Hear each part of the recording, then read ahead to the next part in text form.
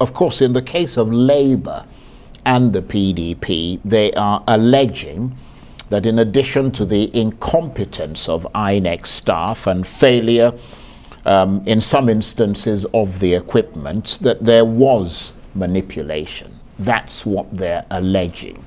How do you assess that as a provable case at the tribunal or at the Supreme Court?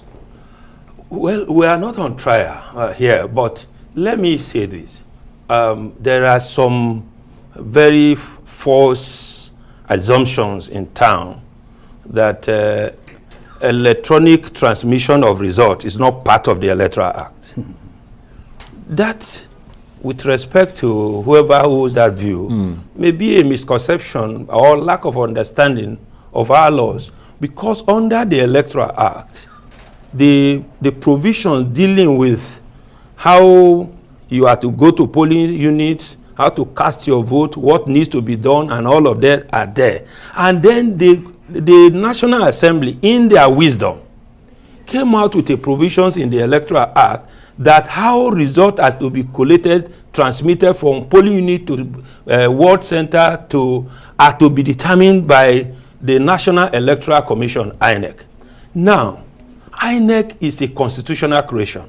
Section 153 of our Constitution, put together with Section 160 of the Constitution, creates INEC and gives INEC this authority to issue guidelines.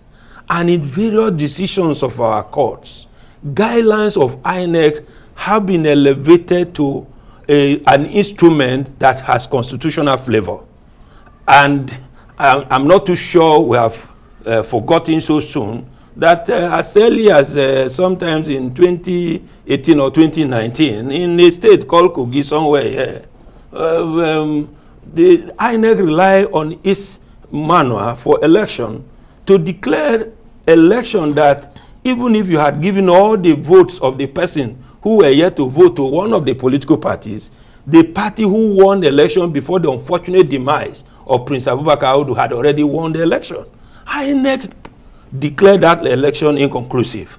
And the sacrosanct of that INEC manual, upon which they rely, in contradistinction to the provisions of the Constitution that are set out how a governor could emerge in the state, was upheld by no less a court of the land than the apex court of the land, the Supreme Court of Nigeria. So when anyone parades in the town to sell to Nigerians that there is no law for transmission of elections by electronic means, that person may well be asked to go and get from INEC the INEC Manual for Election 2022, and particularly paragraph 38 thereof. So the people that have gone to court will present their case on so many fronts, and then their lordships will decide these cases on the law. And let me tell you that Nigerians, including the National Assembly, decided to shift our electoral processes from the 13th century analog recording to 21st century recording of technology. So, if that is the case, the question I ask is, if you have said that election at the polling unit will be uploaded immediately after the vote is counted, so that you will hold your own vote from E8A, which is the polling unit result, then go to INEC server to now compare the result with your own, and in an unmutilated manner. And then you go to the server. On the 25th, the election was conducted. Up to and including now, I am not too sure that all the results of the polling unit in 176,000 polling units across the Federation have been uploaded. When you ask about human factor, I have consistently maintained that the problem of Nigerian and the problem of Nigerian society is not absence of law. It's about Nigerian conduct and character. We can go and be staying in the mosque and in the church from 247.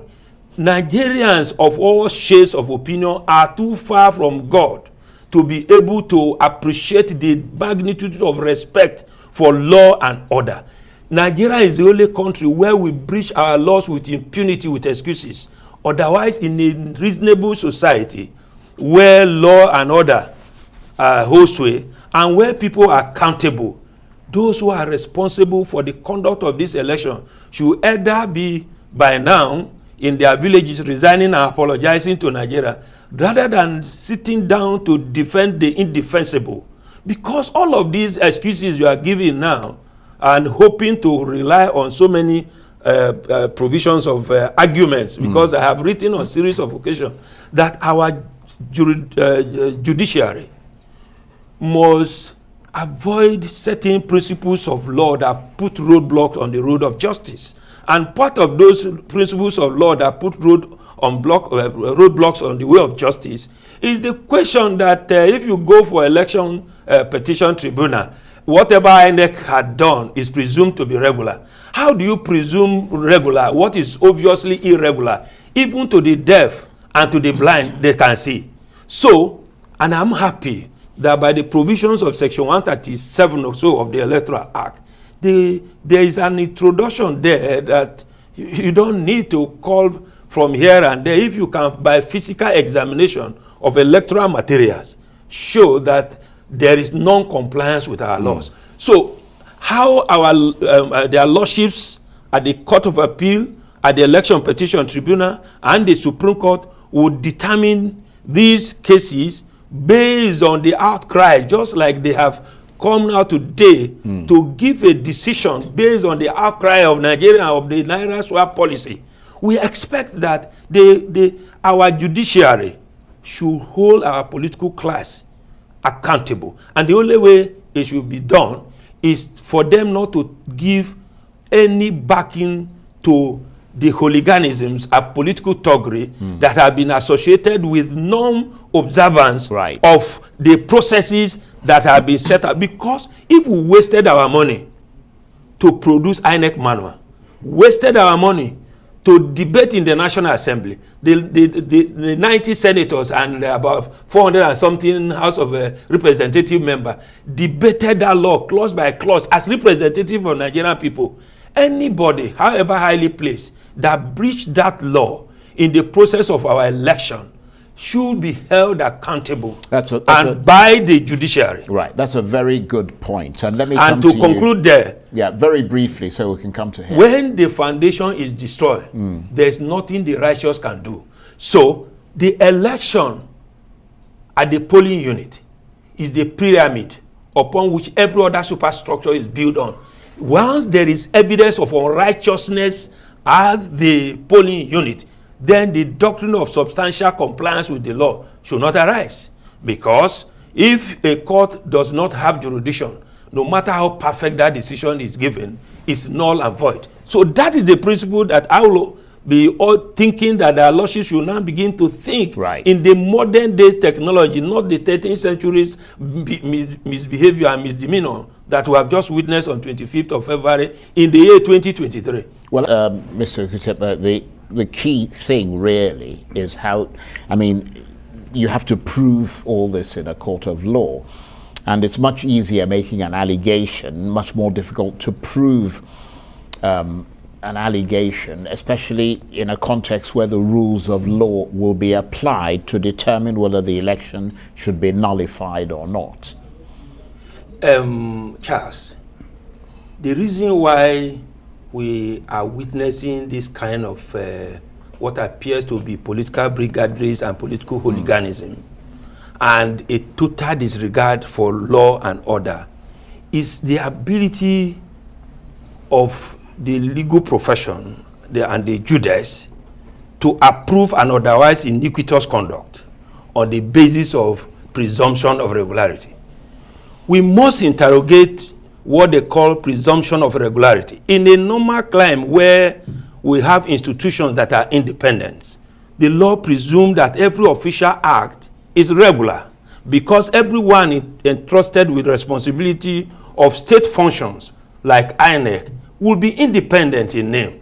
So, if you listen to what Stalin said, even as far back as in those days, he said those who vote determine nothing, but those who count determine everything.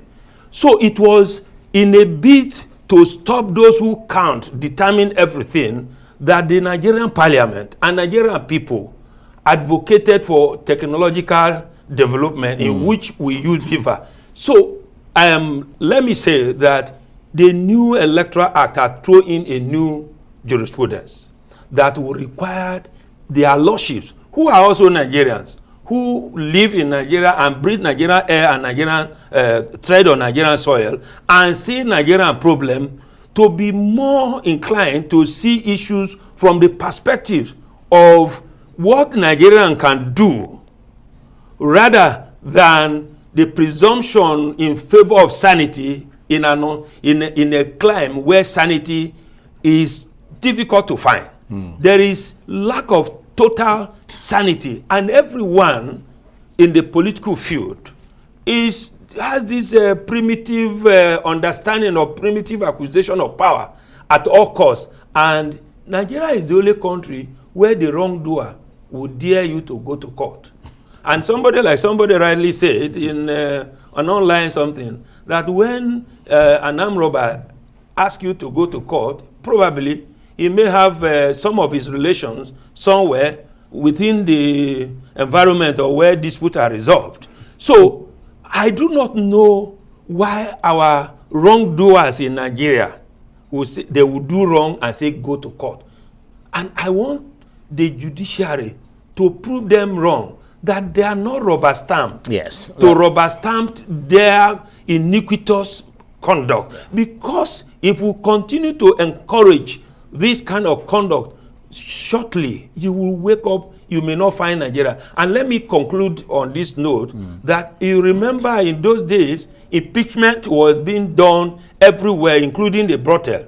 It took the brevity and the progressive interpretation of Nigerian Supreme Court to nip the political rascality of impeachment in the bud, because they said, because in our constitution, if you look at our constitution very well, it says that once you are impeached, the court has no jurisdiction.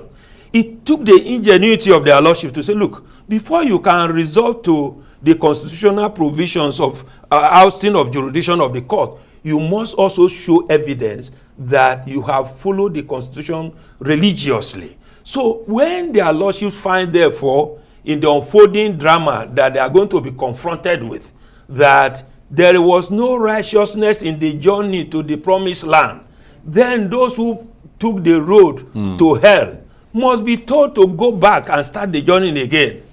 Take them back to Egypt. Right.